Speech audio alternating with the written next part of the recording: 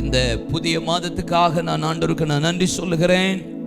ஏசாயா தீர்க்கதரிசன புத்தகம் அதனுடைய 26ஆம் அதிகாரத்தின் 4 வசனங்களை நான் உங்களுக்காக வாசிக்கிறேன். அக்காலத்தில் யூதா தேசத்தில் பாடப்படும் பாட்டாவது, பலனான நகரம் நமக்கு உண்டு, ரட்சிப்பையே அதற்கு மதிலும் அரணுமாக ஏற்படுத்துவார். சத்தியத்தை கை கொண்டு வருகிற நீதியுள்ள ஜாதி உள்ளே பிரவேசிப்பதற்காக வாசல்களை திறவுங்கள். உம்மை உறுதியாய் பற்றி கொண்ட மனதையுடையவன் உம்மையே நம்பியிருக்கிறபடியால் நீர் அவனை பூரண சமாதானத்துடன் காத்துக் கொள்வீர். கர்த்தரை என்றென்றைக்கும் நம்புங்கள். கர்த்தராகிய யெகோவா நித்திய கன்மலையா இருக்கிறார். இந்த மாதத்தில் ஆண்டவர் நமக்கு சங்கீதம் 103:4 வசனத்தை ஆண்டவர் வாக்குத்தத்தமாய் கொடுத்திருக்கிறார். தேவன் நம்மளை பிராணனுக்கு அழிவுக்கு விலக்கி மீட்டு உன்னை கிருபையினாலும் இரக்கங்களினாலும் முடிசூட்டுகிற நல்ல ஆண்டவர் நமக்கு உண்டு. ஆனா இன்றைக்கு ஆவியானவரின் இருதயத்தில் போட்ட ஒரு வார்த்தை, சமாதானத்துடன் காத்துக் கொள்வீர். பூரண சமாதானம். இந்த கடைசி காலத்தில் அநேகர் பலவிதமான ஆசீர்வாத பிரசங்கங்களை செய்து கொண்டிருக்கிற ஒரு பெரிய காலகட்டம். ஆசீர்வாதத்திற்காகவே இயேசு சிலுவையிலே சாபமானார். ஆசீர்வாதத்துக்காக நம்முடைய தரித்திரத்தை மாற்ற, எல்லாம் நன்மையே, எல்லாம் உண்மையே, அது சத்தியம்தான். ஆனால் அது ஒரு பக்கம் மாத்திரம்தான் என்பேன். ஆனால் அதை விட நான் என் வாழ்க்கையில் அதிகமாய் நான் எதிர்பார்க்கிற ஒரு பிரதானமான காரியம், the best blessing in the world, இந்த உலகத்திலே அதிகமான இருக்கிறதிலே மிக சிறந்த ஆசீர்வாதம் என்று என்னிடத்தில் நீங்கள் தனியாய் கேட்பீர்களானால் அதுல சமாதானம் என்பதை நான் ஆணித்தனமாய் சொல்லுவேன். அதுவும் பூரண சமாதானத்தை தேவன் தருகிறவர். இன்றைக்கு ஆண்டவர் இந்த கடைசி காலத்துல தேவன் அதைத்தான் தர விரும்புகிறார். திருச்சபைக்கு தேவன் தர விரும்புகிறது, தேசத்துக்கு தேவன் தர விரும்புகிறது. எல்லா மனிதனும் இந்த காலகட்டத்தில் எதிர்பார்க்கிற ஒரு பெரிதான காரியம் பீஸ், சமாதானம். இந்த சமாதானம் இல்லாதபடிதான் இன்றைக்கு தேசத்தில் ஜனங்கள் அங்கலாய்க்கிறார்கள். கடந்த நாட்களில் நான் ஒரு செய்தியை பார்த்தபோது, தன்னுடைய தாயை காப்பாற்ற முடியாத போது அவர் கையில் வைத்திருந்த, தன்னுடைய மகன் கையில் வைத்திருந்த பணத்தை எடுத்து தூக்கி எறிந்தார். பணமோ அங்கே ஆசீர்வாதமோ ஒரு மனிதனை பரலோக ராஜ்யம் கொண்டு போகிறது இல்லை.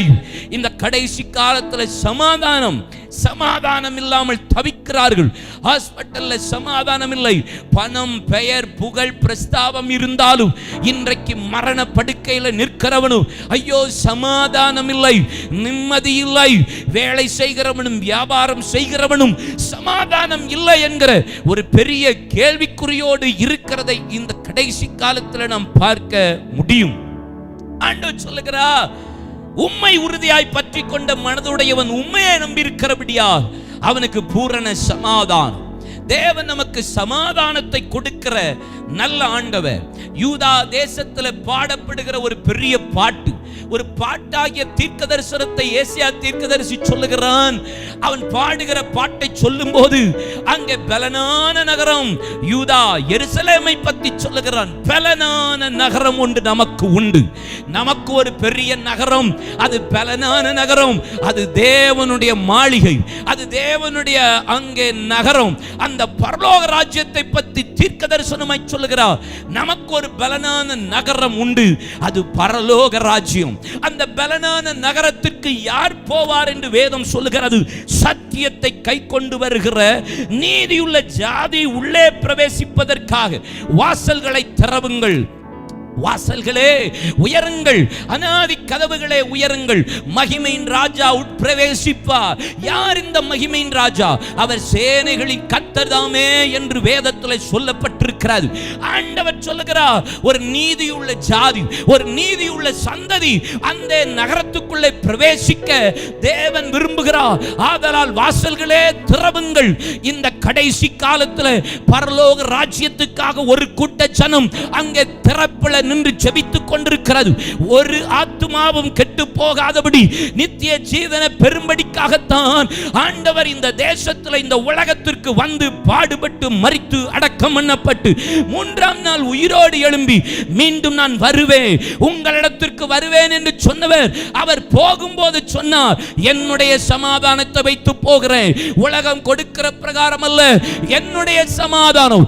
எவனும் கொடுக்க முடியாது, எவனும் எடுக்க முடியாத சமாதானமாகிய இயேசு தன்னுடைய சமாதானத்தை வைத்துவிட்டு போகிறார் என்று யோவான் சுவிசேஷத்தின் புத்தகம் 16ஆம் அதிகாரம் 33ஆம் வசனத்திலும் 14:27ஆம் வசனத்திலும் தேவன் சொல்லுகிறார் சமாதானம்.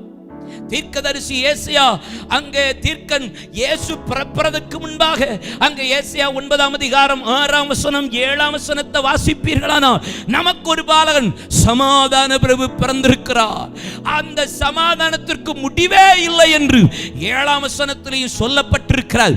அப்ப சமாதானத்தை தேவன் விரும்புகிறார். அந்த சமாதானத்தை தேசத்துக்கு ஜனங்களுக்கு கொடுக்க ஆசையோடு தான் இந்த உலகத்திற்கு வந்த the best blessing in the world, peace, சமாதானம். சமாதானம் அதைத்தான் கர்த்தர் கொடுக்க விரும்பும். பூரண சமாதானம், inside and also outside. உம்மை உறுதியாய் பற்றி கொண்ட மனதுடையவன். நல்லா இருக்கு பாத்தீங்களா? மனசுலயும் சமாதானம் இருக்கணும், வெளியும் சமாதானம், சரீரத்திலையும் சமாதானம் இருக்கணும், வாழ்ற வாழ்க்கையில சமாதானம், மனசுக்குள்ள சமாதானம். சிலர் உள்ள மனசுல ஏதோ சமாதானம் இருக்கிற மாதிரி காட்டுவார்கள், வெளியே ஏதோ சமாதானத்தோட வாழ்ற மாதிரி ஜீவிப்பார்கள்.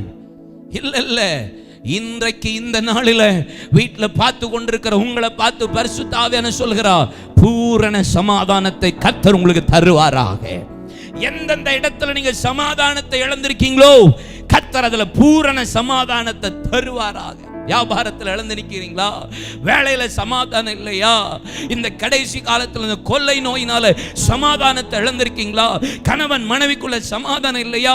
பிள்ளைகள் பெற்றோருக்குள்ள சமாதானம் இல்லையா? மாமி மாமனாருக்குள்ள சமாதானம் இல்லையா? மருமகளுக்குள்ள சமாதானம் இல்லையா? இதை பார்த்து கொண்டிருக்கிற யாருக்கெல்லாம் எந்தெந்த இடத்துல எந்த பகுதியில் சமாதானம் இல்லையோ இப்பொழுதே கர்த்தர் பரிபூரண சமாதானத்தை தேவன் தருவாராக. சமாதானம், peace in your gate. உன் வாசப்படியிலே சமாதானம், உன் நிலைக்கால்களிலே சமாதானம். ஏசப்பா நமக்கு சமாதானத்தை கொடுக்கிறதா விரும்புகிறவ. இன்றைக்கும் கர்த்தர் அந்த சமாதானத்தை உங்களுக்கு தருவாராக. சங்கீதம் 29:11 வாசித்து பாருங்கள். ஆண்டவர் சொல்லுகிறார், கர்த்தர் தமது ஜனத்துக்கு சமாதானத்தை கொடுத்து அவர் ஆசீர்வதிக்கிறார். கர்த்தர் தமது ஜனத்துக்கு பலன் கொடுப்பார். கர்த்தர் தமது ஜனத்துக்கு சமாதானத்தை கொடுத்து பிளஸ் பண்றவர். பிளஸ் பண்ணிட்டு சமாதானம் கொடுக்கிறவர் அல்ல. கர்த்தருடைய ஆசீர்வாதமே ஐஸ்வரியத்தை தரும், அதனுடைய வேதனை இருக்காது. அப்ப வேதனை இல்லைன்னா சமாதானத்தை கொடுத்துட்டு தான் தேவன் பிளஸ் பண்றவர். வித்தவுட் பீஸ் என்ன ஆசீர்வாதம் இருந்த மனுஷனுக்கு என்ன பிரயோஜனம்? ஆண்டவர் உங்களுக்கு சமாதானத்தை கொடுக்கிறவர். சங்கீதம் 122:7ஆம் வசனத்தை வாசித்துப்பாங்கள். உன் அலங்கத்திற்குள்ள சமாதானம், உன் அரண்மனைக்குள்ள சுகம், வீட்டை எல்லைகளை சுற்றிலும் கர்த்தர் சமாதானத்தை வைப்பேன் என்று வாக்கு பண்ணுகிறார். எல்லைகள், சங்கீதம் 147:14 வாசித்து பாருங்கள். உன் எல்லைகள் எங்கும் சமாதானம் உள்ளவைகளாக்கி. What a word! எல்லைகள் எங்கும் சமாதானம் உள்ளவர்களாக்கி உச்சிதமான கோதுமையினால் உன்னை திருப்தியாக்குவா. சமாதானம் வந்ததுக்கு அப்புறம் தாங்க திருப்தி, ஆசீர்வாதம், மேன்மை, கணம். சமாதானமே இல்லாம ஆசீர்வாதத்தை வச்சு என்ன செய்ய போறோம்? இன்னைக்கு உங்க வீட்டுக்குள்ள உங்க எல்லைகளில கர்த்தர் ஒரு பெரிய சமாதானத்தை தேவன் கொடுக்க போகிறார். எஸ்ஐயா 54:13 வாசித்து பாருங்கள். உங்கள் பிள்ளைகளுடைய சமாதானம் பெருசா இருக்கும். என் பிள்ளை கீழ்ப்படியில பிரதர், என் பிள்ளையால சமாதானம் கெட்டு போகுது, என் பிள்ளையால நிம்மதியே இல்லைன்னு சொல்றீங்களா? உங்க பிள்ளைகளின் சமாதானம் பெரிதாயிருக்கும், பெரிதாயிருக்கும். எரேமியா 29ஆம் அதிகாரம் அதனுடைய 11ஆம் வசனத்தை வாசித்து பாருங்கள். நீங்கள் எதிர்பார்த்திருக்கிற முடிவு தேவன் நன்மைக்கு கொடுப்பாரா? கொடுக்கும்படி உங்கள் பேர் நினைத்திருக்கிற நினைவுகளை நான் அறிவேன் என்று கர்த்தர் சொல்லுகிறார். அவைகள் தீமைக்கல்ல, சமாதானத்துக்கு. நீங்க எதிர்பார்த்திருக்கிற முடிவு இருக்குல்ல பிரதர், எதுல எதிர்பார்த்திருக்கீங்க? கர்த்தர் அதை நன்மைக்கு தருவார், தீமைக்கு தர மாட்டார். சமாதானத்துக்கு, சமாதானத்துக்கு ஏதுவானவைகளை கர்த்தர் தருவேன் என்று சொல்லுகிறார். எரேமியா 33:6 வாசித்து பாருங்கள். பரிபூர்ண சமாதானத்தையும் சத்தியத்தையும் வெளிப்படுத்துவேன், அவர்களுக்கு சௌக்கியமும் ஆரோக்கியமும் வரப்பண்ணி அவர்களை நான் குணமாக்கி நான் ஹீல் பண்ணுவேன்றாரு. எப்படி பாருங்களேன், சுகத்தை கொடுக்க போறார். இந்த எல்லைகள் எங்கும் கர்த்தர் சுகம். எந்தெந்த வியாதி படுக்கையில் இருக்காங்களோ இந்த வேளையில நீங்க எங்க யார் யாருக்காக வியாதி படுக்கையில் இருக்கிறவர்களுக்காக ஜெபிக்கிறீர்களோ அவர்களுக்கு ஆரோக்கியத்தையும் சுகத்தையும் சௌக்கியத்தையும் வர பண்ணி தேவன் சமாதானத்தையும் ஆண்டவர் சத்தியத்தையும் வெளிப்படுத்துவார். சமாதானம் உண்டாகும். ஹல்லேலூயா. ஏசப்பா மரித்து போயிட்டாரு, அடக்கம் பண்ணியாச்சு, ஆளை காணோம், சீஷர்கள்லாம் ஓடிட்டாங்க. கடைசியில் வீட்டுக்குள்ள இருக்கும்போது ஏசப்பா வீட்டுக்குள்ள நுழைஞ்சி உள்ள நின்று வேர்டே தான் சமாதானம். உங்களுக்கு சமாதானம். பயத்தோடு கலக்கத்தோடு இருக்கிறவர்களுக்கும் இனிமே என்ன நடக்கும் என்று கேள்விக்குறிகளோடு இருக்கிறவர்களுக்கும் இயேசு சொல்ற ஒரே வார்த்தை சமாதானம். சமாதானம். ஒருவேளை நீங்க இப்படி யோசிக்கலாம், எரேமியா 6:14, எரேமியா 8:11-15, எசேக்கியேல் 13:10-16 எல்லாம் ஆண்டவர் சொல்லுகிறார், எருசலேமை பார்த்து நம்ம வாசித்த வசனம், யூதா எருசலேம் அரணான பட்டணம், பலனான பட்டணம். அதுக்கு தான் சொல்றாரு சமாதானம், பாடப்படுகிற பாட்டு. இந்த எருசலேமை பார்த்து சொல்றாரு, எப்பா சமாதானம் இல்லாதிருந்தும் சமாதானம் சமாதானம் என்று சொல்லி என் ஜனமாகிய குமாரத்தின் காயங்களை மேற்பூச்சாய் குணமாக்குகிறார்கள். நல்லா இருக்கா? எசேக்கியேல் 13:10-16. சமாதானம் இல்லாதிருந்தும் சமாதானம் என்று சொல்லி அவர்கள் என் ஜனத்தை மோசம் போக்குகிறார்கள். ஒரு மண் சுவரை வைக்கிறான், இதோ மற்றவர்கள் சாரமில்லாத சாந்தை அதற்கு பூசுகிறார்கள். 16 போடுங்க. எருசலேமை குறித்து தீர்க்க தரிசனம் சொல்லி சமாதானம் இல்லாதிருந்தும் சமாதானம் உண்டென்று தரிசனம் காண்கிற இஸ்ரவேலி தீர்க்கதரிசிகள் இல்லாமல் போவார்கள் என்று உங்களுக்கு சொல்லுகிறேன் என்று கர்த்தராகிய ஆண்டவர் உரைக்கிறார்.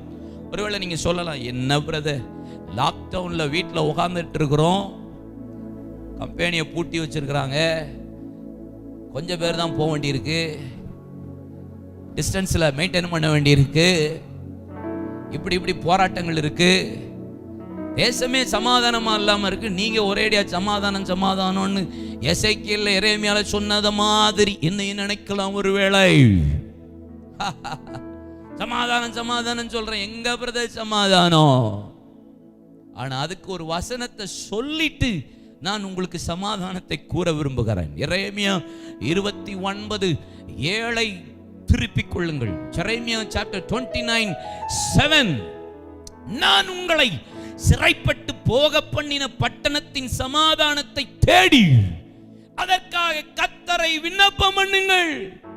அதற்கு சமாதானம் இருக்கையில் உங்களுக்கும் சமாதானம் இருக்கும். இப்ப சிறைப்பட்டிருக்கிறோம், கொள்ளை நோயால, வாதைகளினாலே, பட்டயத்தினாலே, பஞ்சத்தினாலே, மிருகத்தினாலே ஒரு பெரிய ஒரு சிறையிருப்புல தேசம் இருக்கிறது. எல்லாரும் அப்படிதான் இருக்கிறோம். அப்படி சிறை இருக்கிற தேசத்தை சும்மா உட்கார்ந்துட்டு இருக்க கூடாதான். அப்ப எப்படி சமாதானம் வரும்? ஆண்டவர் சொல்லுகிறார், விண்ணப்பம் பண்ணுங்கள். அதற்காக தேசத்துக்காக ஜெபிக்கிறீங்களா? நீங்க இருக்கிற கிராமம், இருக்கிற பட்டணம், இருக்கிற தேசத்துக்காக நீங்கள் விண்ணப்பம் பண்ணாமல் எப்படி சமாதானம் வரும்? கண்டிப்பா சமாதானம் தருவார் நம்ம அப்பா, தராமலாம் இருக்கவே மாட்டாரு. ஆமென். கண்டிப்பா செய்வார், சமாதானத்தை கொடுப்பார். But we have to pray.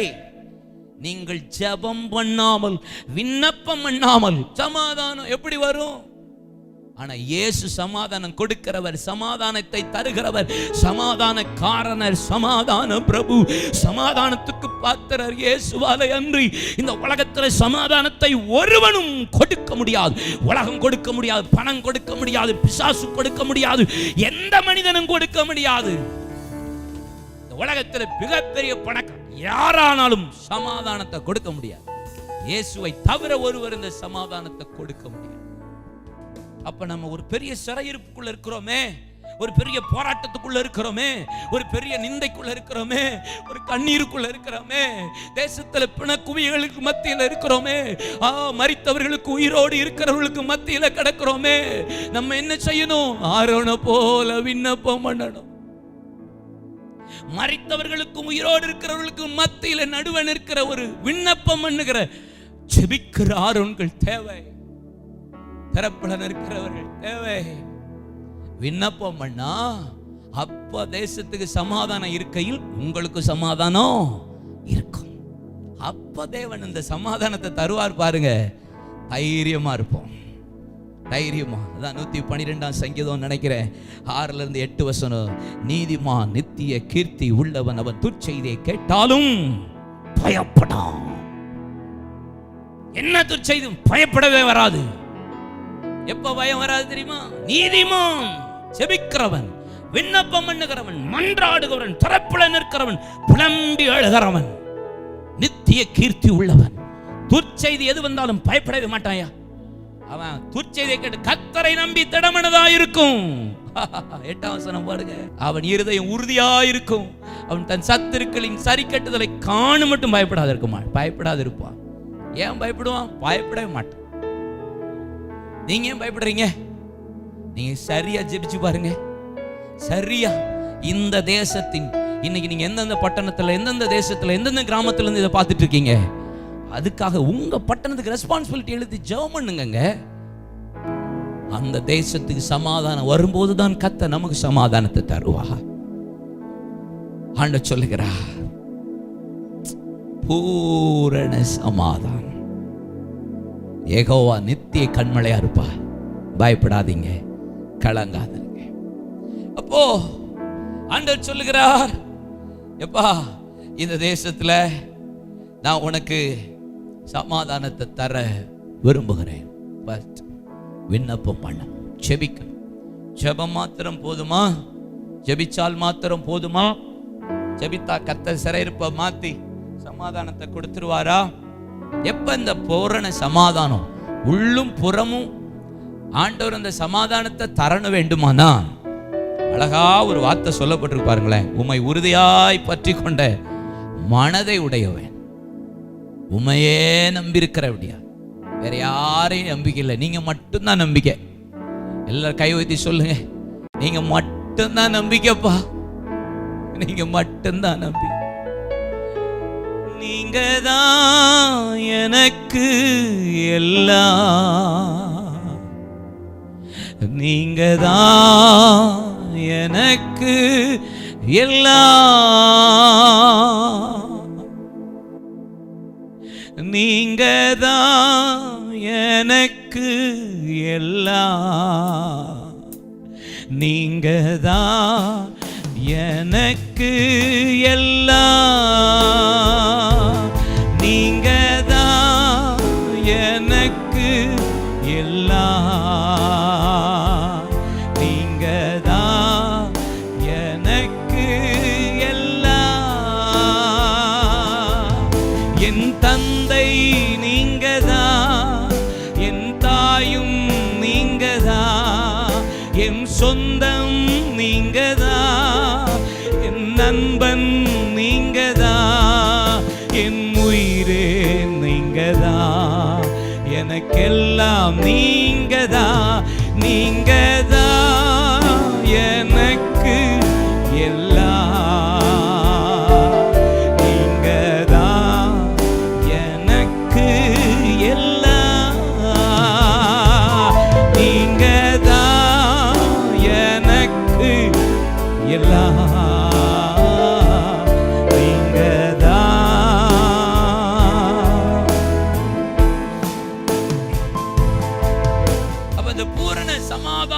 தேவன் நமக்கு தர வேண்டுமானால், எதை பற்றி கொண்டிருந்தால் கர்த்தர் இந்த சமாதானத்தை தருவார். ஒரு 7-8 பாயிண்ட் சொல்றேன் வசனத்தோட.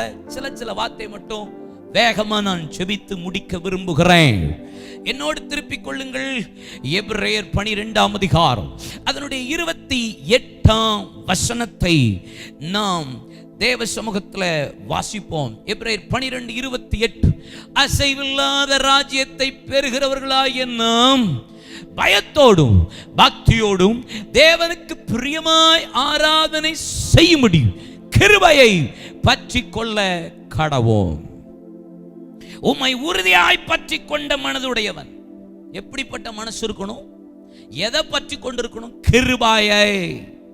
கிருபையை பற்றி கொள்ளணும்.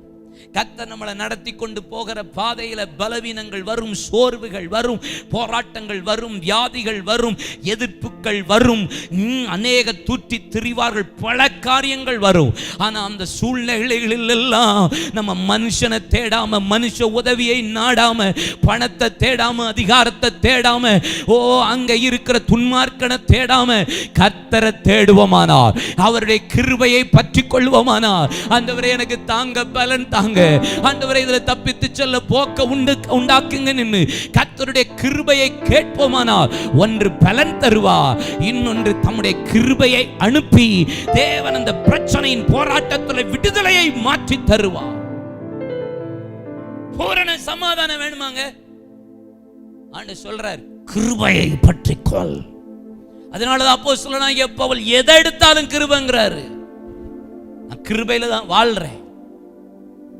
எனக்கு ஒரு முள் கொடுக்கப்பட்டிருந்தது மேன்மை பாராட்டாம இருக்கிறதுக்கு, அதுக்கு நான் கிருபை தான் கேட்டேன். விடுதலை தாங்க கிருபையை கொடுத்துட்டாரு, ஓடிட்டேன். மருத்துவர்களை தேடி ஓடல, ஜெபிக்கிறவள்கிட்ட போல கேட்டேன் நீக்க முடியுமான்னு. அவர் சொன்னார் just my grace sufficient for you, உனக்கு போதுண்டா என் கிருபைன்னாரு. தேங்க்யூ லார்டுன்னு ஓட ஆரம்பிச்சிட்டேன். நீங்க மனுஷனை தேடுறீங்களா? அதிகாரத்தில் உள்ளவர்களை தேடுறீங்களா? பணத்தில் உள்ளவர்களை தேடுறீங்களா? ஏன் சமாதானம் இல்லை தெரியுமா? கிருபையை தேடாம பற்றி கொள்ளாம இருக்கிறதுனால. கிருபையை பவுல் எல்லா இடங்களிலும் கிருபை, ரட்சிப்பு கிருபைங்கிறார், ஊழியம் கிருபைங்கிறார், வரங்கள் வல்லமைகள் கிருபைங்கிறாரு, நிற்கிறது நிர்மூலமாகாது கிருபைங்கிறாரு, கொடுக்கிறது கிருபைங்கிறாரு, பாவ மன்னிப்பு கிருபைங்கிறாரு, ஞானஸ்தானம் கிருபைங்கிறாரு, நித்திய ஜீவன் கிருபைங்கிறாரு. எல்லாமே கிருபையை பத்தி தான் பேசுறார். இந்த கிருபை பாவம் பெருகிற இடத்துல கிருபையும் பெருகுது. கிருபை பாவம் செய்யறதுக்கு லைசன்ஸ் இல்ல, பாவம் செய்யாம பாதுகாக்கிற கிருபை. பாவம் செய்யாம நம்மளை பாதுகாக்கிறது தான் கிருபை. பூரண சமாதானம். பாவம் செய்கிறவனுக்கு சமாதானம் இருக்காது. பாவம் செய்யறவன் எப்படிங்க சமாதானத்தோட இருக்க முடியும்? பாவம் செய்யாமல் நம்மை காக்கிறது தான் கிருபை. கிருபையை பற்றி கொள்ளுங்க, கிருபையோட சேர்ந்து வாழுங்க. தேவை கிருபைக்கா கெஞ்சன் பூரண சமாதானம். இந்த சாலமோனை நம்ம எடுத்து முன்னாடி வச்சுட்டோம்னா வச்சுக்கோங்களேன், தாவீது பாருங்க பெரிய யுத்த வீரன். நான் ஆலயத்தை கட்டுறேன்னு சொல்லி எழும்புனாரு. ஆனா கர்த்தர் சொன்னார், உன் கை ரத்தமா இருக்குப்பா, நீ யுத்த புருஷனா இருக்கிற, உன் பட்டை முழுது ரத்தத்தினால் நிறைந்திருக்கிறது, அதனால உன் கற்பப்பிறப்பாகிய சாலமோன் இதை கட்டுவான். சாலமோன் என்றாலே சமாதானம் தானே, சமாதான புருஷன். இவன் பாருங்களேன், வேதத்துல வாசித்து பார்த்தா, என் தகப்பனுக்கு கிருபையினால் அவனை ராஜாவா மாத்தினீர். கிருபையினால அவன் பிரேயர் பண்றான் பாருங்க, கிருபையினாலதான் எங்க அப்பா ராஜாவானாரு, நானும் இன்னைக்கு கிருபையினாலதான் இருக்கேன் அப்படின்னு சொல்லிதான் ஜெபம் பண்றாரு. கிருபையினால எங்க அப்பாவை நீ ராஜாவா வச்சு. கிருபை, கிருபையை சார்ந்து தாவீது எல்லா இடங்களிலும் கிருபையவே சார்ந்து கொண்டான், கிருபையவே பற்றி கொண்டான். நீங்க எதில பற்றி இருக்கிறீர்கள்? சின்ன சின்ன விஷயத்துக்கும் இது கர்த்தருடைய கிருபை. என் பிள்ளைகள் கிருபை, வேலை கிருபை, ஊழியம் கிருபை, ஆமா பிசினஸ் கிருபை. இன்னைக்கும் ஆண்டவர் உங்களை போஷிக்கிறது கிருபை தானே. 2 நாளாகமும் 1ஆம் அதிகாரம் 8ஆம் வசனம் பாருங்க. சாலமோன் தேவன் நோக்கி, தேவரீர் என் தகப்பனாகிய தாவீதுக்கு பெரிய கிருபை செய்து என்னை அவன் ஸ்தானத்திலே ராஜாவாக்கினீ. What a word. கிருபையினால தானப்பா ராஜாவாக்கினீங்க. ஆடு மேய்ச்சிட்டு இருந்தவனை கிருபை தானப்பா, கிருபையை பற்றி கொண்டா. கிருபையை பேசினார், கிருபையை பாடினார், கிருபையை சார்ந்து கொண்டார், கிருபையிலே வாழ்ந்தார், கிருபையிலே ராஜாவானார். கிருபையிலே கிருபை இழந்து போன போது, ஓடின போதும், சத்துரு துரத்தின போதும் கிருபையை தான் பேசுறார். பாவம் பண்ணின போது ஆண்டவரை கிருபையை விட்டு என்ன விட்டு இழுக்காதிருந்தான் சொல்றார். கிருபைதான், கிருபைதான். கிருபையை பற்றி கொள்ளுங்கள். இரண்டாவது நான் உங்களுக்கு சொல்லுவேன், ரோமர் 12ஆம் அதிகாரம் 9ஆம் வசனம். ரோமர் 12:9 வேதம் சொல்லுகிறது, தீமையை வெறுத்து நன்மையை பற்றி கொண்டிருங்கள், பூரண சமாதானம் வரும். தீமையை வெறுத்துருங்க, நன்மையை நீங்க பற்றி கொண்டிருங்க. அப்போஸ்தலர் 10:38 என்ன சொல்லுகிறது? இயேசு நன்மை செய்கிறவராகவே சுற்றி திரிந்தாராம். பிதாவானவர் அவரை பரிசுத்தாவினாலும் வல்லமையினாலும் நிரப்பி தேவனருடைய கூட இருந்தபடினால் அவை நன்மை செய்கிறவராயும் பிசாசின் வல்லமையில் அகப்பட்ட யாவரையும் குணமாக்குறவர் சுற்றியே திரிந்தார்னா என்ன அர்த்தம்? எங்க போனாலும் காஸ்பல் தான், எங்க போனாலும் பரலோக ராஜ்யத்தின் சுவிசேஷம் தான். நன்மை என்ன? சுவிசேஷம். சுவிசேஷனுடைய பாதங்கள் மலைகள் மீது எவ்வளவு அழகா இருக்கு. அவனுடைய பாதங்கள், அந்த பாதம் எவ்வளவு அருமையான பாதம் இல்ல? நன்மை செய்கிற பாதம். நீங்க எவ்வளவு ஆத்துமாவை சந்திக்கிறீங்க? சமாதானம் இல்லைங்கிறீங்களேங்க. ஒரு நாளைக்கு ஒரு ஆத்துமாவுக்கு அதை இயேசுவை பத்தி சொல்றீங்களா? பிரதர் லாக்டவுன் இதுக்கு முன்னாடி எங்க பிரதர் சொன்னோம்? சொல்லுங்க. இந்த கொரோனாவுக்கு இதை குடிங்க, அதை குடிங்க, இதை பண்ணுங்கன்னு சொல்றோமே, அதை விட மேன்மையான இயேசுவை சொல்ல மாட்டுக்கிறோமே. அதுதாங்க நன்மை. தீமையை வெறுத்து நன்மையை பேசுங்க, நன்மையை சொல்லுங்க, சுவிசேஷத்தை பேசுங்கள். ஆத்துமாவை குறித்து அக்கறை வந்தாலே அது நன்மைதான். 1 பேதுரு 2ஆம் அதிகாரம் 3ஆம் அதிகாரம் வாசித்து பாருங்க. ரோமர் 11ஆம் அதிகாரம், இந்த ரோமர் 12ஆம் அதிகாரத்திலையுமே வேதம் சொல்லுகிறது, நன்மை செஞ்சு பாட அனுபவிச்சாதான் மேன்மனே போடப்பட்டிருக்கிறது. தீமை செஞ்சு பாட அனுபவிக்கிறது இல்லை, நன்மை செஞ்சு பாடு. எது நன்மை பாருங்க. பிரசங்கி 3:12 பாருங்களேன். பிரசங்கி 3:12, மீகா 6:8 வாசிப்போமா? மகிழ்ச்சியா இருப்பதும் உயிரோடு இருக்கையில் நன்மை செய்வதுமே இல்லாமல் வேறொரு நன்மையும் மனுஷனுக்கு இல்லை என்று அறிந்தேன். உலகத்திலே நன்மைன்னா என்னதுப்பா? மகிழ்ச்சியா இருப்பது. அதுதான்றாரு, அதுதான் நன்மை. அந்த நன்மையை செய், மகிழ்ச்சியா இரு, சந்தோஷமா இரு, கர்த்தரை ஆராதி, ஹாப்பியா வாழு, துக்க முகத்தோட இருக்காதிருங்கள். மீகா 6:8 பாருங்க. மனுஷனே, நன்மை என்னதென்று அவர் உனக்கு அறிவித்திருக்கிறார். என்னது? நியாயம் செய்யி, இரக்கத்தை சிநேகி, உன் தேவனுக்கு முன்பாக மனத்தாழ்மையா நடப்பதை இல்லாமல் வேற என்னத்தை கர்த்தர் இடத்துல கேட்கிறாரு? கர்த்தர் நம்மகிட்ட என்ன வேற என்னங்க கேட்கிறாரு? நன்மைன்னா என்னன்னு அழகா உங்களுக்கு சொல்லி தராரு. நியாயம் செய்யுங்க, இரக்கத்தை சிநேகிங்க, உங்கள் தேவனுக்கு முன்பாக மனத்தாழ்மையா இருங்க. வேற ஒன்னையும் கர்த்தர் கேட்க மாட்டாரு. நம்மகிட்ட கேட்கறதெல்லாம் இதுதான், மனத்தாழ்மை, கிருபை. ஹல்லேலூயா. இதை பற்றி கொள்ளுங்கள். நன்மை செய்கிறதுக்கு பற்றி கொள்ளுங்க, தீமை வெறுத்துருங்க. நீங்க தீமையை செய்யாம நன்மையே செஞ்சுட்டு பாருங்க, உங்களுக்கு தீமை வராது, நன்மையே வரும். தீமை வர்ற மாதிரி அப்படி ஷோ இருக்கலாம், முடிவில் நன்மையை கர்த்தர் விளங்க பண்ணுவார். அது பூரண சமாதானமா இருக்கும். நீங்க பாருங்களேன், இயேசு அப்படிதான் சொல்லியிருக்கிறார் மலை பிரசங்கத்தில். சத்துருக்களை சிநேகிக்க சொன்னார், சபிக்கிறவர்கள் ஆசீர்வதிக்க சொன்னார், பகைக்கிறவர்களை நிந்திக்கிறவர்களுக்கு துன்பப்படுத்துகிறவர்களை ஜெபிக்க சொன்னார், தீமை செய்கிறவர்களுக்கு நன்மை செய்யுங்கள்னு சொல்றார். நம்ம அப்பா சொல்ற மாதிரி வாழ்ந்தாலே நமக்கு சமாதானம் இருக்கும். யாரையாவது ஒரு ஆளை ஹர்ட்டா பேசிட்டோம்னா அப்படியே உள்ள போட்டு வாட்டிக்கிட்டே இருக்கும், பார்த்துருக்கீங்களா? நமக்கு தான் கஷ்டமா இருக்கும், சமாதானம் போயிடும். ஒரு ஆளை திட்டி பாருங்க, சமாதானம் போயிடும். சில ஆள் இருதயம் கடினப்பட்டு போயிடும், அந்த ஆள் எவ்வளவு திட்டுவாங்க, அந்த ஆளுக்கு ஒன்றும் கிடையாது. ஆனா நம்முடைய வாழ்க்கையில தீமையை வெறுத்து நன்மை செய்யுங்க, நன்மையவே பற்றி கொள்ளுங்க, தீமைக்குள்ள நுழைஞ்சிடாதீங்க. அவன் சரியில்லை பிரதர், இவன் சரியில்லை, நானும் தீமை தான் செய்ய வேண்டியிருக்கு. நோ, தீமையை பற்றி கொள்ளாதிருங்கள், நன்மையை பற்றி கொள்ளுங்கள். பூரண சமாதானத்தை கர்த்தர் உங்களுக்கு தருவாராக. அல்லேலூயா. நீதிமொழிகள் 3ஆம் அதிகாரம் 13-18 வசனங்கள்.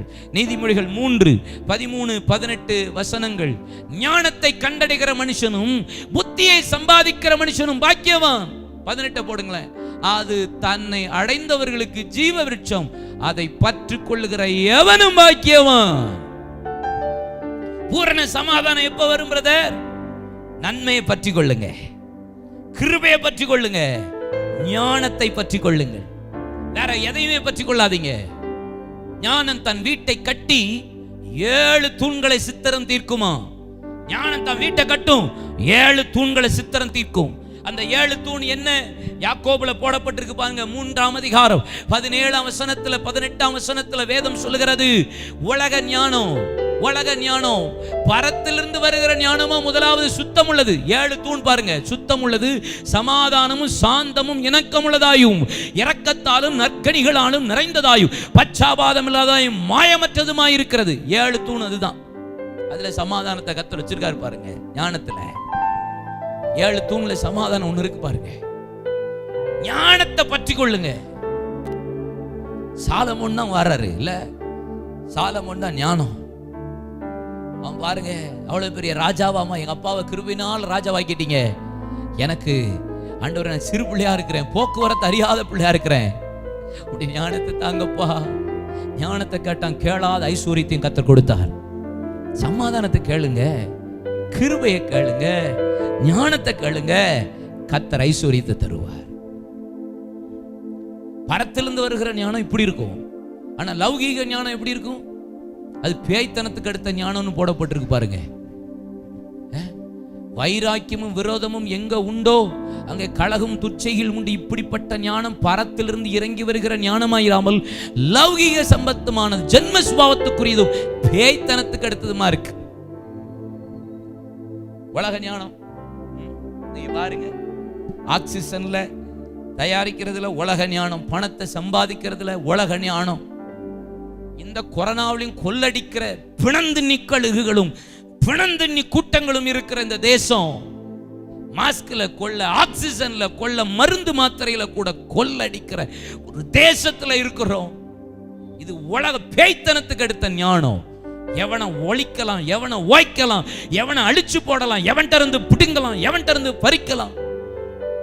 அன்னைக்கு என்னுடைய சகோதரர் சொல்லுகிறார், தெருவில் ஒருத்தர் ஆக்சிடென்ட் ஆகி விழுந்துச்சார். விழுந்து கொஞ்ச நேரத்தில் அவர் தூக்கி முடிக்கிறதுக்குள்ள அவர் செல்போனை தூக்கிட்டு போயிட்டாங்க. தூக்கி வர்ற மாதிரி தூக்கிட்டு போறான், கையில் இருக்கிற செல்போனை தூக்கிட்டு போயிட்டான்னு சொல்றாரு என் சகோதரர். வேதனை. அடுத்தவன் பொருள் திருடுறதுக்கு ஞானம் சம்பாதிக்கிறான், எப்படி ஓட்டைய போடலாம், எப்படி எவன்கிட்ட இருந்து கொள்ளை அடிக்கலாம், எவனை ஏமாத்தலாம், எவனை அசிங்கமா பேசலாம், இதே புத்தியா தலைகிற ஒரு கூட்ட ஜனம். இந்த ஞானம் பேய்த்தனத்துக்கு அடுத்த ஞானம். கர்த்தர் சொல்றாரு, நீங்க பரத்திலிருந்து வருகிற ஞானத்தை பற்றி கொள்ளுங்க. அந்த ஞானம் தான் முக்கியம். தீத்து 1:9 பாருங்க. தீத்து 1:9, ஆரோக்கியமான உபதேசத்தினாலே புத்தி சொல்லவும் எதிர்பேசுகிறவர்களை கண்டனம் பண்ணவும் வல்லவனுமாயிருக்கும்படி தான் போதிக்கப்பட்டதற்கேற்ற உண்மையான வசனத்தை நன்றாய் பற்றி கொள்ளுகிறவனுமாயிருக்க வேண்டும். என்படி உண்மையான வசனம், போலியான வசனம் ஊருக்குள்ள துணி, அப்பா பொய் உபதேசம், பொய்யான பிரசங்கம். இந்த நேரத்திலையும் தீர்க்க தரிசனத்தை சும்மா அடிச்சு விட்டுட்டு அலையிற ஒரு கூட்டம் அலையுது. கவனம். எப்படி கர்த்தர் வாதை அனுமதிப்பா, எப்படி இதெல்லாம் நடக்கும் அப்படின்னு பொய்யான உபதேசம். உண்மையான வசனத்தை பற்றி கொள்ளுங்கள். கையில கொடுக்கப்பட்ட வேதனம், இந்த வசனத்துக்கு விரோதமா புறம்பா பேசுகிற ஒருவனையும் நீங்கள் விட்டு விலகுங்கள் தான் போடப்பட்டிருக்கிற. அந்த ஆளை பற்றி கொள்ளாதீங்க. ஆசீர்வாதம் பேசுற ஆளு, ஆமா, பரலோகத்தை பத்தி, நரகத்தை பத்தி, வருகையை குறித்து, எழுப்புதலை குறித்து பிரசங்கம் பண்ணாம எப்ப பார்த்தாலும் ஆசீர்வாத பிரசங்கம் பண்றானா, அது உண்மையான வசனம் இல்லை. புரிந்து கொள்ளுங்கள். வேதத்துல சொல்லப்பட்ட எல்லா அப்போஸ்தலர்களும் எல்லா தேவனுடைய மனிதர்களும் எப்படிங்க இருந்தாங்க? அல்ல ஜாலி ஆசீர்வாதத்தோட வாழ்ந்தாங்க, ஆசீர்வாதத்தோட இருந்தாங்க. கொஞ்சம் யோசிச்சு பாருங்க. எல்லாம் மரித்தது இரத்த சாட்சிகளாக. பவுல், ஸ்தேவான், 12 அப்போஸ்தலர்கள் யாருங்க சொல்ல? ஆசீர்வாதத்தையா பிரசங்கம் பண்ணிட்டு போயிருக்காங்க. அப்படி பிரசங்கம் பண்ணினா அவர்கள் கை கொண்டாதானங்க பிரசங்கம் பண்ண முடியும். கை கொண்டதை தானே அவர்கள் போதித்தார்கள். கை கொள்ளாம உபதேசம் பண்ணாதீங்கன்னு ஆண்டவர் சொல்லியிருக்கிறாரே. அப்ப ஆசீர்வாதத்தை பேசினாங்கன்னா அவங்க ஆசீர்வாதமா இருந்து அனுபவிச்சிருக்கிறதானே. ஆசீர்வாதம் not only worldly blessing, அந்த அப்போஸ்தலர்களும் தேவ மனிதர்களும் பேசினது ஸ்பிரிச்சுவல் பிளெஸிங், பரலோக ஆசீர்வாதம், உன்னத ஆசீர்வாதம். அந்த மேன்மையான பலனுள்ள நகரத்திற்கு அவர்கள் ஆண்டவர் உள்ளே பிரவேசிக்க கதவை திறக்க சொல்றார். எச்சரிப்பின் செய்தி எங்கே? பரலோக செய்தி எங்கே? நரகத்தை குறித்த எச்சரிப்பின் செய்தி எங்கே? வருகை குறித்த எச்சரிப்பின் செய்தி எங்கே? இயேசு வந்து 2021 ஆண்டு ஆகிவிட்டது. முதல் வருகையை பற்றி இன்னும் தெரியாத எத்தனையோ பேர் இருக்கிறார்கள். சுவிசேஷம் போகாம இருக்கு. வீட்டுக்குள்ளே சபைக்குள்ளே உட்கார்ந்துட்டு பேசிட்டே இருக்கிறோம். தெருவுக்கு போகணும், பிரசங்கம் பண்ணணும், கிராமத்துக்கு போகணும். இன்னும் நம்ம பிரசங்கம் பண்ணாம உட்கார்ந்து கொண்டே இருப்போமானால் குற்றம் மீது சுமரும். மெய்யான வசனம், உண்மையான வசனத்தை பற்றி கொள்ளணும். வேதத்தை வசனத்தை வாசித்து தேடி வாசியுங்கள். எது உண்மையான வசனம்? ஒரு 3 வசனத்தை மாத்திரம் சொல்லி நாம் ஜெபிக்க போகிறோம். கர்த்தர் நம்மோடு கூட இருப்பாராக. கொலோசியர் 2:18 பாருங்க. கணுக்களாலும் கட்டுக்களாலும் உதவி பெற்று இணைக்கப்பட்டு தேவ வளர்ச்சியா வளர்ந்து இருக்கிற சரீரம் முழுவதையும் ஆதரிக்கிற தலையை பற்றி கொள்ளுங்க. தலையை யாரு? தலை கிறிஸ்து. இயேசுவையே பற்றி கொள்ளணும். சபைக்கு தலை யாரு? கிறிஸ்து. இயேசுவை பற்றி கொள்ளுங்கள். சபை இயேசுவையே பற்றி கொள்ளணும். கணுக்களாலும் கட்டுக்களாலும் உதவி பெற்று இணைக்கப்பட்ட தேவ வளர்ச்சியாய் வளர்கிற சபை. நம்ம சரீரம் நல்லா இருக்கணும்னு வச்சுக்கோங்க. இது தலையிலிருந்து ஹோல் பாடி 4448 நரம்புகள் இருக்கிறது என்று சொல்லுகிறாங்க. 4448 அப்படி நரம்பு. ஆச்சரியம் இல்லை? இதெல்லாம் இணைஞ்சு இருந்தால் தலை சொல்றதான் கை காலு எல்லாம் கேட்கணும். இஷ்டத்துக்கு ஆடிக்கிட்டு இருக்கிறது கிடையாது. கிறிஸ்து சபைக்கு எதை சொல்லுகிறாரோ கேட்கணும். மனைவிகளுக்கு புருஷன் தலையா இருக்கிறார். புருஷன் எதை சொல்றானோ அதை மனைவி கேட்கணும். அப்பதான் சரீரம் வளரும். அப்பதான் சரீரம் இணைஞ்சு நிற்கும். இல்லைன்னா கை ஒரு பக்கம் வளரக்கூடாது, கால் ஒரு பக்கம், நகம் மட்டும் ஒரு பக்கம் வளர்ந்துட்டே போயிட்டு இருந்தா சிலதை வெட்ட வேண்டிய இடத்துல வெட்டணும், சில காரியத்தை சரி செய்ய வேண்டிய இடத்துல சரி செய்யணும். தலையவே பற்றி கொள்ளணும். இங்க இருந்து என்ன செய்தி வருது அதுக்கு தான் ஜெபிக்கணும், அதுக்கு தான் ஜெபம் பண்ணணும். அப்பதான் சமாதானம் வரும். சமாதானம் பாருங்க. அப்போஸ்தலர் 3ஆம் அதிகாரம் 11ஆம் வசனம். அப்போஸ்தலர் 3:11. குணமாக்கப்பட்ட சப்பானி பேதுருவையும் யோவானையும் பற்றி கொண்டிருக்கையில் ஜனங்கள் எல்லாரும் பிரமித்து சாலமோன் மண்டபம் எனப்பட்ட மண்டபத்தில் அவரிடத்தில் ஓடினார். சாலமோன் மண்டபம், சமாதானம் அப்படின்னு என்ன? பிறவி சப்பானி பேதுருவும் யோவானும் போறாங்க. அலங்கார வாசலண்டையில இருக்கிறான். பிறந்தது முதல்ல நடக்க முடியல. பொண்ணு வெள்ளி என்னிடத்துல இல்லப்பா, என்னிடத்துல உள்ளதை உனக்கு தருகிறேன், இயேசு நாமத்தில் எழுந்து நட. முடிஞ்சது. துள்ளி குதித்தான். குணமாக்கப்பட்டவன் யாரை பற்றி கொண்டானா? பேதுருவையும் யோவானையும், அப்போஸ்தலர்களை பற்றி கொண்டான், ஊழியக்காரர்களை பற்றி கொண்டான். ஆமா, நம்ம பற்றி கொள்ளணும். தேவ ஊழியர்களை பற்றி கொள்ளணும். அந்யோன்ய ஐக்கியத்தில் பற்றி கொள்ளணும். சபை விசுவாசிகள் தேவ மனிதர்களோடு இணைந்து வாழணும். சபையில் ஒரு பாஸ்டர் இருந்தார்னா, ஒரு ஊழியக்காரர் இருந்தா அவரோட பற்றி கொண்டு வாழணும். இஷ்டத்துக்கு வாழக்கூடாது. மேடையில இருந்து ஒரு காரியம் வசனம் சொல்றாங்களா, ஒரு அனௌன்ஸ்மெண்ட் கொடுக்கறாங்களா, கீழ்ப்படிஞ்சு நடக்கணும். சபை இஷ்டத்துக்கு தாறுமாறா ஓடுகிற பெண் ஒட்டகமா இருக்க கூடாது. இஷ்டத்துக்கு ஓடக்கூடாது. என்ன சொன்னாலும் அதுக்கு கீழ்ப்படுகிறது தான் சபை. அப்போஸ்தலர்களோடு, தேவ மனிதர்களோடு, தகப்பன்மார்களோடு நீங்க ஐக்கியம் வச்சு பாருங்க, ரொம்ப பலனா இருக்குங்க. சீரியஸ். எனக்கு ஒரு பெரிய பிளெஸிங். மோகன் பாஸ்டர் அகஸ்தின் ஜெபக்குமார் நடுல ஐக்கியம் இருக்கிறது எனக்கு ஒரு பெரிய பலன். அவங்க பேசுறது, அவங்க கூட இணைஞ்சு ஜெபத்தில் நிற்கிறது, அவங்க கூட ஊழியத்தில் நிற்கிறது, அவங்களுக்கு பின்னாடி நின்று ஜெபிக்கிறது, அவங்க கூட நின்று ஊழியத்தில் ஓடுறது, பெரிய தரிசனத்தில் நிற்கிறது, கிருபை பலன். என் ஊழியத்தில் பெரிய டிரான்ஸ்ஃபர்மேஷன் நான் அந்த கடந்த 5 ஆண்டுகளில் நான் பார்த்து கொண்டிருக்கிறேன். அப்போஸ்தலர்களோடு சப்பானி துள்ளி குதித்து பற்றி கொண்டான். அப்சலோம் பாருங்க, எருசலேமை விட்டு ஓடி போனான். தாவீதை விட்டு, அப்பாவை விட்டு ஓடி போயிட்டாங்க. 3 வருஷம் ஆளைய காணோம். திருப்பி வாரான். எருசலேமில் வந்து 2 வருஷம் இருக்கிறான். அப்பா கூட பேசுறதே கிடையாது. Total 5 years, no gap, no speech, no talk, no conversation, no relationship, ஒண்ணுமே இல்லை. எருசலேமில் சபையிலே சில குரூப் இருக்கும், ஊழியர்களோட ஐக்கியம் கிடையாது, சபையோட ஐக்கியம் கிடையாது, தகப்பன்மார்களோட ஐக்கியம் கிடையாது, அவங்களுக்காக ஜெபம் பண்றது கிடையாது, அவங்கள பற்றி கொள்றது கிடையாது, அவங்க சொல்றதுக்கு கீழ்ப்படி, அவங்க என்ன சொல்றது நாங்க என்ன கேட்கறதுன்னு ஓடுறது. தரிசனத்துல இணைஞ்சாதாங்க சமாதானம் வரும், எழுப்புதல் வரும், வருகை காயத்தமாக முடியும், இந்த கொள்ள நோய் மாறும். பற்றி கொள்ளுங்கள், பற்றி கொள்ளுங்கள். எபிரேயர் 3:6 கிறிஸ்துவோ அவருடைய வீட்டிற்கு மேற்பட்டவரான குமாரனாக உண்மை உள்ளவராயிருக்கிறார். நம்பிக்கையினாலே உண்டாகும் தைரியத்தையும் மேன்மை பாராட்டலையும் முடிவு வரையந்த உறுதியாய் பற்றி கொண்டிருப்போமாகில் நாமே அவருடைய வீடாயிருப்போம். எதை பற்றி கொண்டிருக்கோமா? முடிவு வரையந்த உறுதியாக பற்றி கொண்டிருக்கணும். எதை? நம்பிக்கையினாலே உண்டாகும் தைரியத்தின் மேன்மை பாராட்டுதலை. இயேசுவை பத்தி, சபையை பத்தி, கிறிஸ்துவை பத்தி, பரலோக ராஜ்யத்தை பத்தி, வருகையை பத்தி, அவர் எனக்காக மரித்தார், அடக்கம் பண்ணப்பட்டார், எழுந்தார் என்கிற அந்த பெரிய நம்பிக்கையை தைரியமா அறிக்கை பண்றதுல, மேன்மை பாராட்டுறதுல முடிவு பரிதம். சும்மா கொஞ்ச நாள் அல்ல, லாங் லாஸ்டிங், முடிவு வரைதான். கடைசியா ஒரு வசனம் சொல்லி முடிக்கிறேன். வெளிப்படுத்தினல் 3:11 இதோ சீக்கிரமாய் வருகிறேன், ஒருவனும் உன் கிரீடத்தை எடுத்துக் கொள்ளாதபடி உனக்குள்ளதை பற்றி கொண்டிரு. உனக்குள்ளதை பற்றி கொண்டிருப்பா, வேற எதுவும் விட்டுறாத. ஏசப்பா சீக்கிரம் வருகிறா. மேகம் மீது இதோ இயேசுராஜன் சீக்கிரமாய் வருகிறா. உனக்குள்ளதை பற்றி கொண்டிரு. ஹல்லேலூயா. கர்த்தர் சொல்றார், உங்களுக்குரியதை நீங்கள் பற்றி கொண்டிருங்கள், விடாதிருங்கள். உங்க ஜீவ கிரீடத்தை நீ பற்றி கொண்டிரு. ஆமா, ஹல்லேலூயா.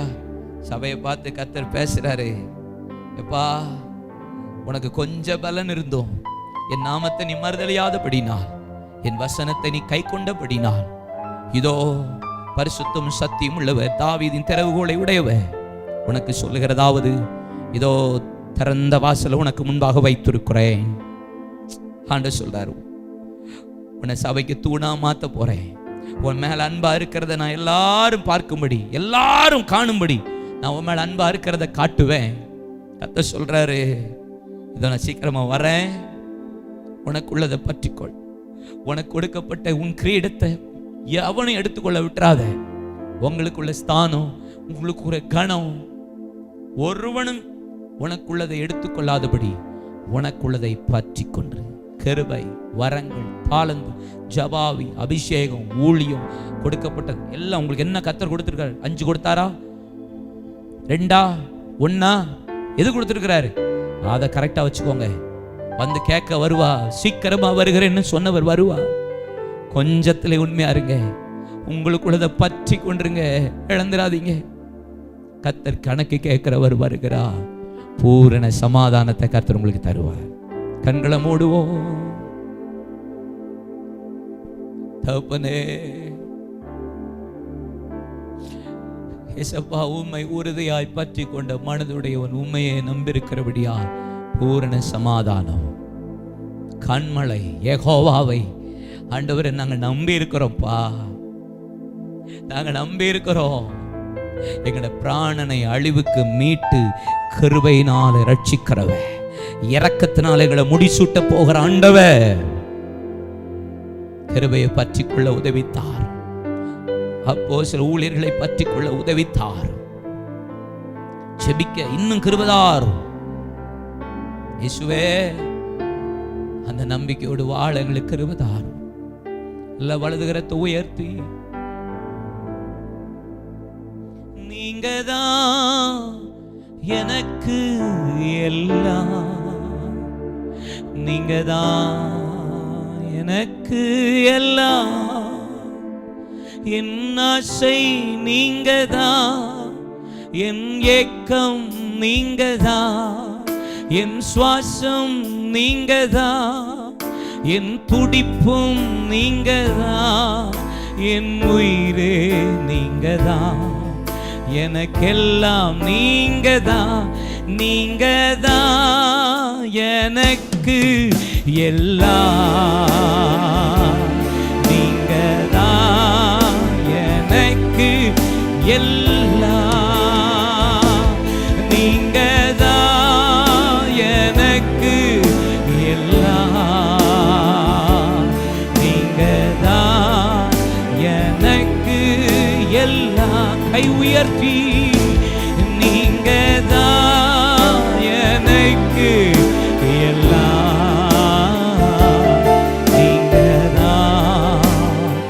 எனக்கு ஒரு பலனான நகரத்தை நோக்கி புறப்படுகிறோம். எங்களுக்காக கர்த்தர் அந்த வாசலை திறக்க போகிறேன். நீதி உள்ளவர்கள், நியாயமாய் நடக்கிறவர்கள் அதற்குள்ளே பிரவேசிப்பார்கள். கர்த்தர் எங்களை நீர் அப்படி நடத்த போகிற தயவுக்காய் ஸ்தோத்திரம். ஆசீர்வதிங்கப்பா, பொறுப்பெடுத்துக் கொள்ளும், வழி நடத்தும், ஆசீர்வதியும். இதில் இணைந்த ஒவ்வொருவரையும் ஒவ்வொரு பூரண சமாதானத்துக்குள்ளே காத்துக்கொள்ள கர்த்தர் கிருபைதாரும். இயேசுவின் நாமத்தில் ஜெபிக்கிறோம் எங்கள் நல்லருமை பிதாவே, ஆமென். என் ஆத்துமாவே கர்த்தரை ஸ்தோத்திரி, என் முழு உள்ளமே அவருடைய பரிசுத்த நாமத்தை ஸ்தோத்திரி. என் ஆத்துமாவே கர்த்தரை ஸ்தோத்திரி. கர்த்தர் செய்த சகல வாரங்களையும் மறவாதே. ஆமென். நம்முடைய கர்த்தராகிய இயேசு கிறிஸ்துவின் கிருபையும் பிதாவாகிய தேவனுடைய அன்பும் பரிசுத்தாவின் அன்யோன்ய ஐக்கியமும் சிநேகமும் சமாதானமும் ஆறுதலும் சமாதானம் இன்றும் என்றும் சதா காலமும் பற்றி கொண்டிருக்கிற பிள்ளைகளோடு இருப்பதாக. ஆமென். ஆமென். God bless you. கர்த்தர் உங்களை ஆசீர்வதிப்பாராக. ஆமென்.